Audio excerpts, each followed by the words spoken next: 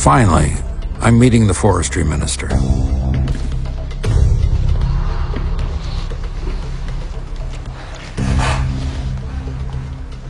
Minister, thank you for taking the time with us.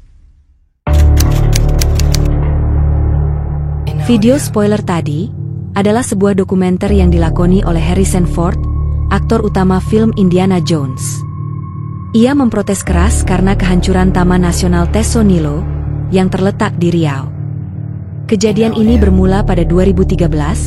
Harrison Ford yang juga menjadi aktivis lingkungan memarahi Zulkifli Hasan yang pada saat itu menjadi Menteri Kehutanan. Kejadian ini tersebar dalam video bertajuk This is what happens when Harrison Ford meet Indonesian Minister of Forestry yang diunggah kanal YouTube Not Phung Hair dan juga merupakan bagian dari film dokumenter Years of Leaving Dang Erosli. We were in Teso Nilo. Teso Nilo. National Park. Okay. It's not funny. Yeah. It's not funny. Only 18% of it remains. We saw it.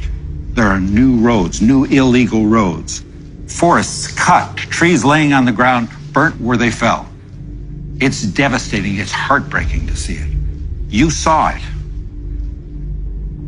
You pledged a resolution. What have you done? Saya baru lihat terkaget. Kami tiap hari untuk mencoba menyelesaikan persoalan. Kami baru mengalami apa yang disebut demokrasi.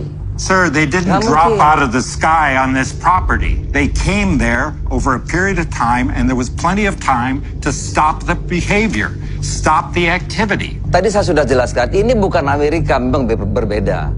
Kami baru mengalami apa yang disebut dengan reformasi. Ya, baru ini.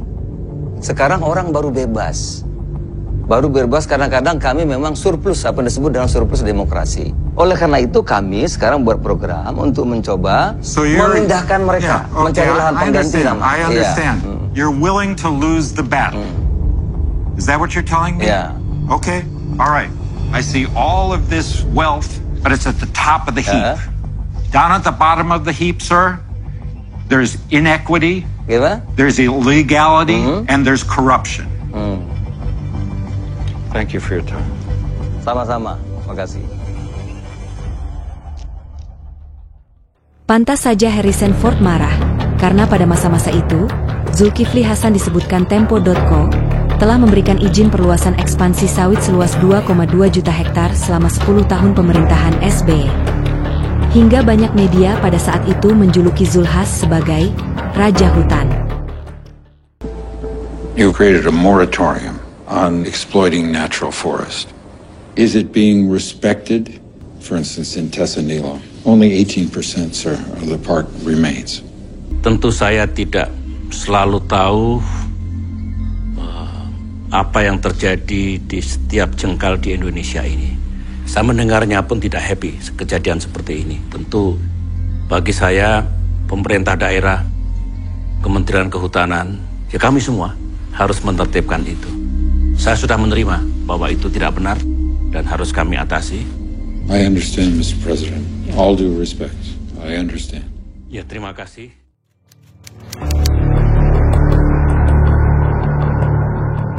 Taman Nasional Teso Nilo adalah salah satu taman nasional yang terletak di Provinsi Riau, Sumatera, Indonesia. Taman ini terkenal karena menjadi habitat bagi spesies langka seperti harimau Sumatera, gajah Sumatera, dan orang-utan Sumatera.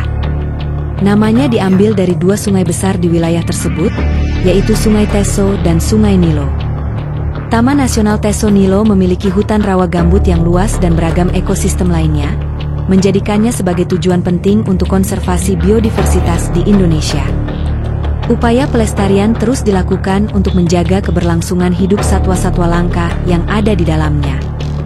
Taman nasional ini memiliki luas sekitar 81.793 hektar. Saat ini Teso Nilo mengalami ancaman yang cukup serius dari aktivitas ilegal logging, perambahan, serta pembakaran hutan dan lahan. Pemerintah lewat Kementerian Lingkungan Hidup dan Kehutanan sejak Februari 2016 membentuk tim revitalisasi ekosistem Teso Nilo. Tim ini bertujuan menyelesaikan karut-marut tata kelola Taman Nasional Teso Nilo secara terintegrasi. Hasil identifikasi KLHK, Ekosistem Tesonilo di 3 kabupaten di Riau, yakni Kampar, Pelalawan, dan Kuantan Singingi, dan sudah terambah mencapai 54% atau separuh lebih dari total luasnya. Ada 11 perusahaan pemegang hak guna usaha. Di dalam kawasan ini, juga terdapat 23 desa, dan ada 4 desa berbatasan langsung, yang dihuni oleh penduduk suku Melayu Petalangan, suku Jawa, dan suku pendatang lainnya. Or macro, that hits several regions in Indonesia. On the operation implementation, there are 24 waterbombing aircrafts and helicopters for air operations, currently placed in Pangkal Pinang, and 4 artificial range aircraft were placed in 4 provinces, Riau, South Sumatra, West Kalimantan, and South Kalimantan.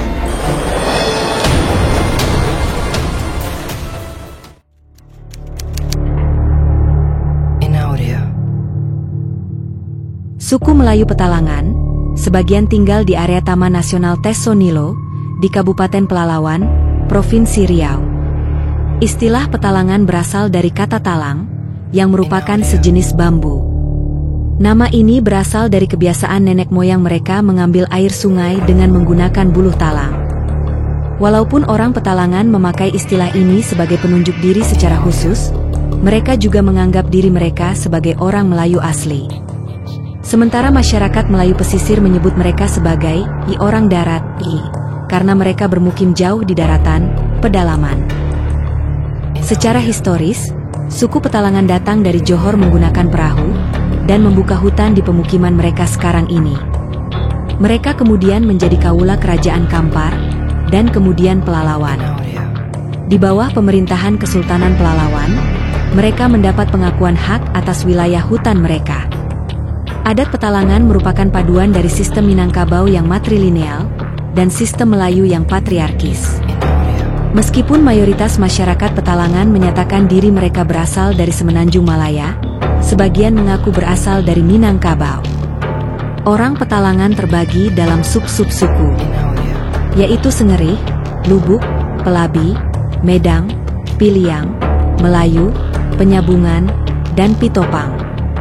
Orang Petalangan menggunakan dialek Melayu Kampar. Bahasa Indonesia kadang-kadang digunakan oleh kepala kampung atau untuk berkomunikasi dengan orang luar. Ketika Indonesia merdeka pada tahun 1945, Sultan Pelalawan terakhir mengundurkan diri secara formal dan menyatakan kesultanannya berada di bawah kekuasaan Republik Indonesia.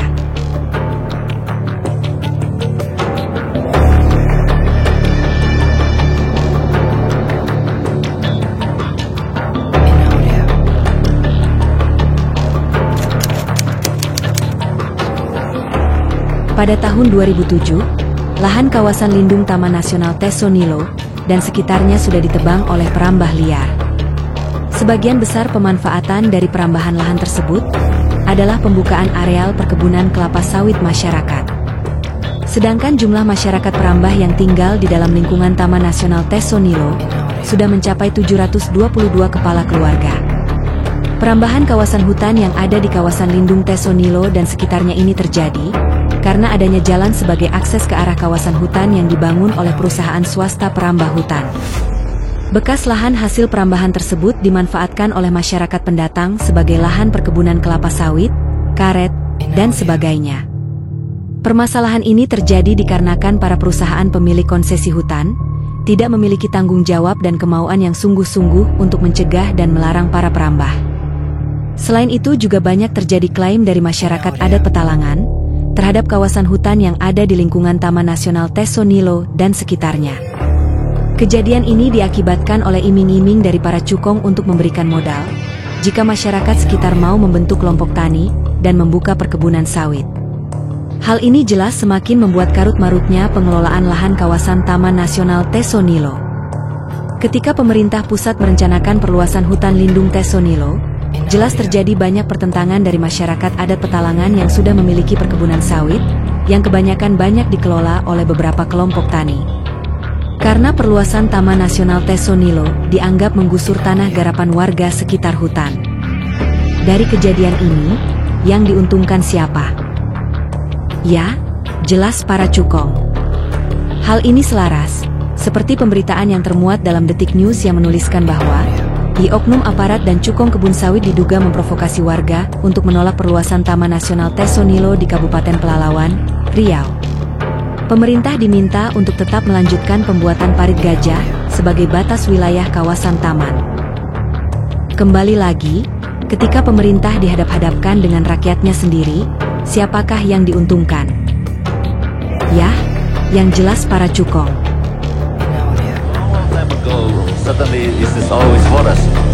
Maybe not that long ago.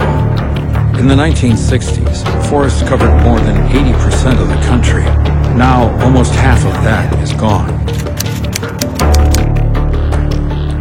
Ketika pemerintah memberi izin usaha pada perusahaan perambah hutan di wilayah seperti Taman Nasional Tesonilo, masyarakat setempat mengalami sejumlah kerugian, misalnya kehilangan sumber penghidupan tradisional, masyarakat yang bergantung pada hutan untuk mencari kayu bakar, hasil hutan non-kayu, dan sumber daya alam lainnya bisa kehilangan akses tersebut ketika hutan dirambah. Ini dapat berdampak pada kesejahteraan mereka, karena mengganggu mata pencaharian tradisional. Penyelenggaraan perusahaan perambah hutan seringkali menyebabkan kerusakan lingkungan yang serius, termasuk deforestasi, degradasi habitat, dan polusi. Ini dapat berdampak negatif pada ketersediaan air, keanekaragaman hayati, dan stabilitas ekosistem. Selain itu, kerusakan lingkungan yang diakibatkan oleh perambahan hutan juga dapat mempengaruhi kesehatan masyarakat lokal melalui peningkatan polusi udara, perubahan iklim, dan penyebaran penyakit. Yang dirugikan siapa? Ya kembali ke masyarakat setempat juga. Namun kini, pemerintah mulai menjaga eksistensi berlangsungnya kehidupan Taman Nasional Tesonilo dengan memperbesar luas wilayahnya. Kembali, pemerintah dihadapkan dengan pertentangan dari masyarakat lagi. Karena sebagian masyarakat merasa dirugikan akibat berkurangnya pengelolaan lahan tradisional mereka. Klaim atas hak tanah adat masyarakat lokal menjadi polemik tersendiri bagi pemerintah pusat. Problem dilematik lainnya, ketika datang pemodal atau cukong yang sanggup mendanai masyarakat lokal untuk bergerak mengelola hutan menjadi ladang garapan. Tidak dapat dipungkiri bahwa sebagian masyarakat menjadi terbelah akibat bujuk rayu dari pemodal yang datang. Namun kini, kenyataan di lapangan justru berbalik arah. Yang awalnya pemodal berjanji untuk mendanai ladang garapan warga lokal dengan dalih kelompok tani, kini banyak terjadi bentrokan antara masyarakat dengan perusahaan-perusahaan besar yang memiliki izin pengelolaan hutan atau HPH. Hal ini diakibatkan karena banyaknya klaim atas batas tanah yang terus-menerus menjadi permasalahan tanpa jelas ujungnya. Yang dirugikan jelas, lagi-lagi masyarakat lokal, kedua adalah pemerintah.